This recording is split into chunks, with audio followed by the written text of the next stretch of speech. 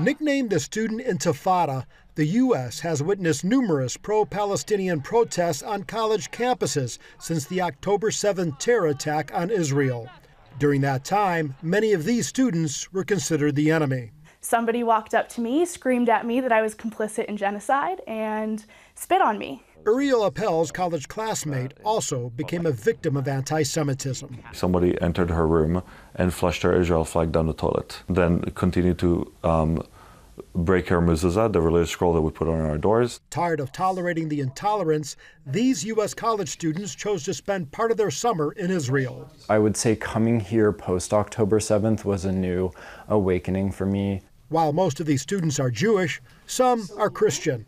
All came to be better equipped to battle anti-Israel rhetoric back home. Right now we have a group of speakers from across a few different organizations that are doing media training. This training is part of Hasbara Fellowship's student leadership mission. Active on nearly 100 U.S. college campuses, its goal is to prepare students to return to school as pro-Israel activists and leaders. You have to be able to stand up for that. I didn't necessarily know how to do that, but this organization has really taught me almost grassroots tactics, if you will, to be able to combat this. This lecture focused on helping them answer potential questions from critics with strong logic and historical accuracy.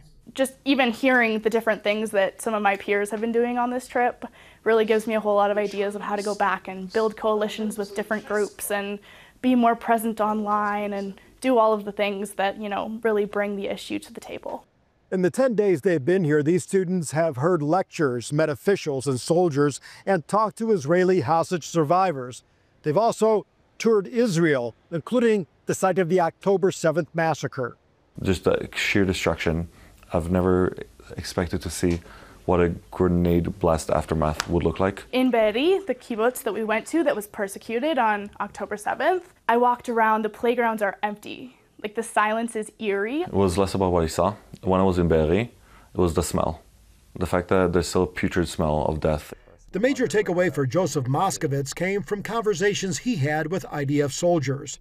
For him, they shattered protesters' accusations of Israeli genocide. When you talk to them, they say, we really are the most moral army. We risked our own lives to make it safer for civilians. And it's one thing to read that, from the chief of staff of the IDF, but it's another to hear it time and time again from people who are literally on the ground. Joseph also noted that for many protesting Israel, it can be easier to speak out if you don't have to live in it. You realize how small everything is. You really understand the security and how little time you have when rockets are fired.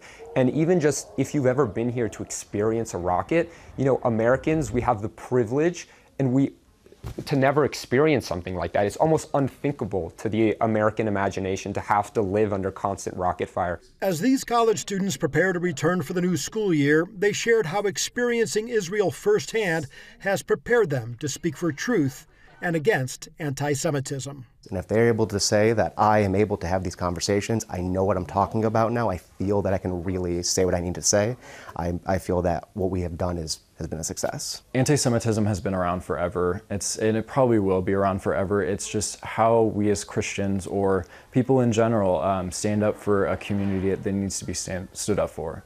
That kind of makes it very important. Reporting in Jerusalem for CBN News, I'm Paul Petit.